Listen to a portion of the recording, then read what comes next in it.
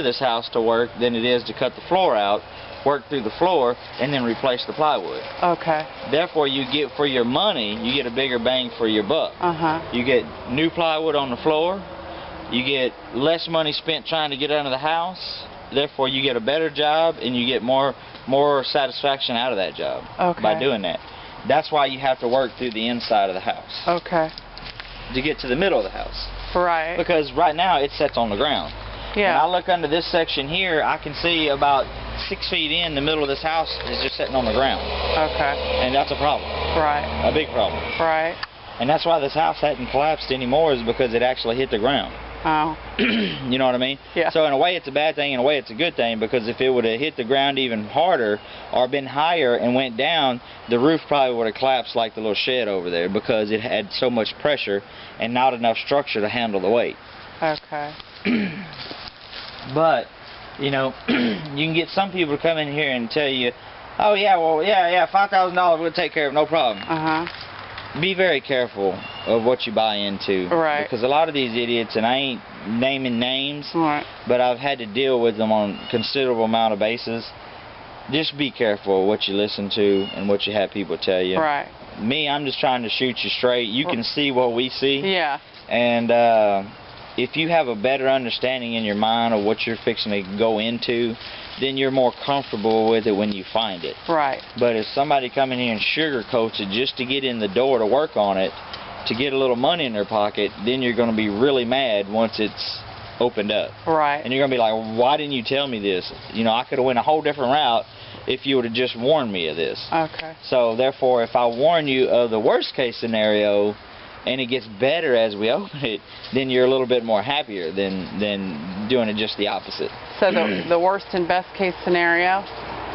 Best case scenario is most of your floor joists are good. You just have to replace your beamwork, and we can raise it up by putting the beamwork in.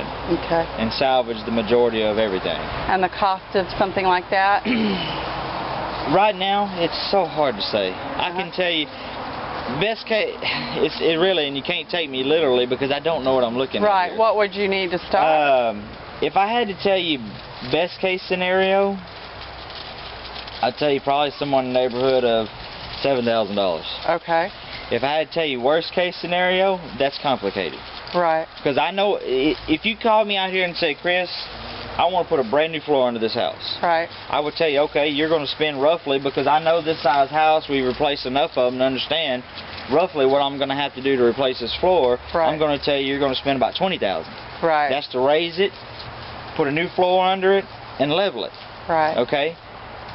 So with those figures, there's a whole range of in-between. In-between, yeah.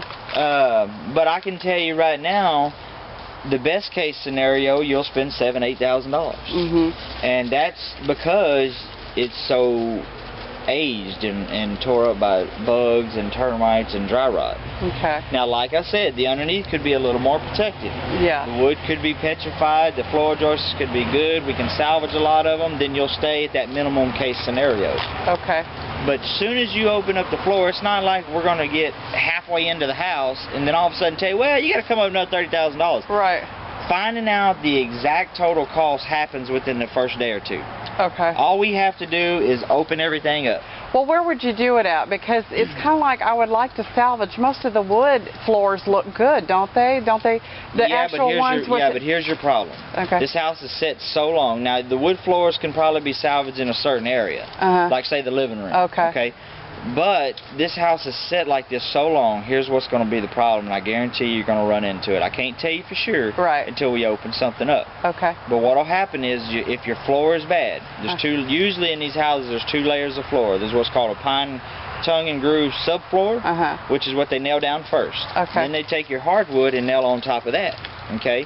This floor is too solid when you walk on it not to be a double layer floor. Okay. So I'm sure there's going to be a pine tongue and groove underneath that hardwood floor. Okay. And then the hardwood nails to it. But what happens is the pine tongue and groove takes all the years of abuse sitting on the ground. Right. And it starts to get decayed just like this. Right. But the hardwoods will stay protected by the pine tongue and groove because it don't make it through the floor yet. Right.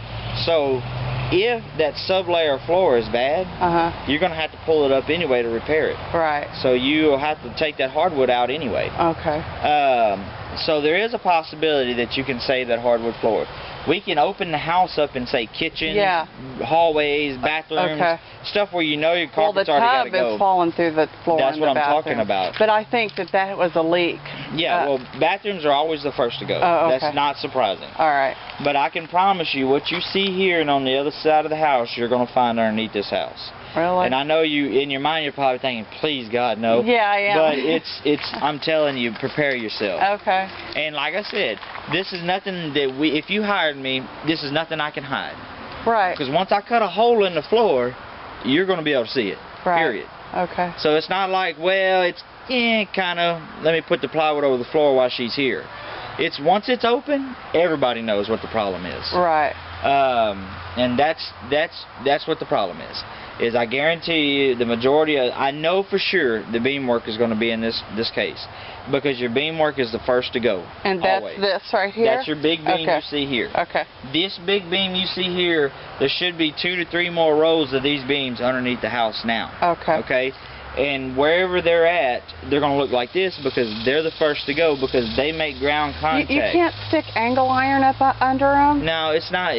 You'll spend way more money than necessary. Okay. The way they build these houses are code. Okay. And it is the cheapest, most economical way to build them. Okay. As long as the beams are put in right, the right amount of beam work's put in right, the house will be perfectly fine. Okay. If you decide to spend the money and do this work, get this house off the ground and do it right, this house will sit here another 80, 100 years.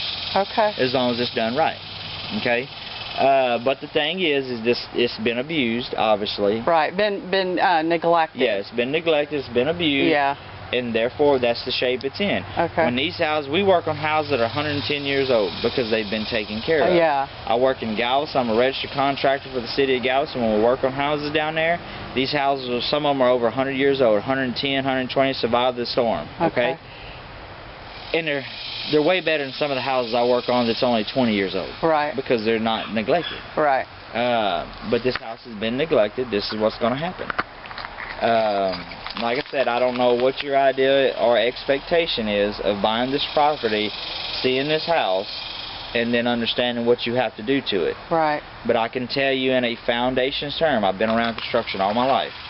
In a foundation term, you have to have it right before you do anything. Right. Your roof, your new siding. Well, that's in the everything. Bible, isn't it? I guess so.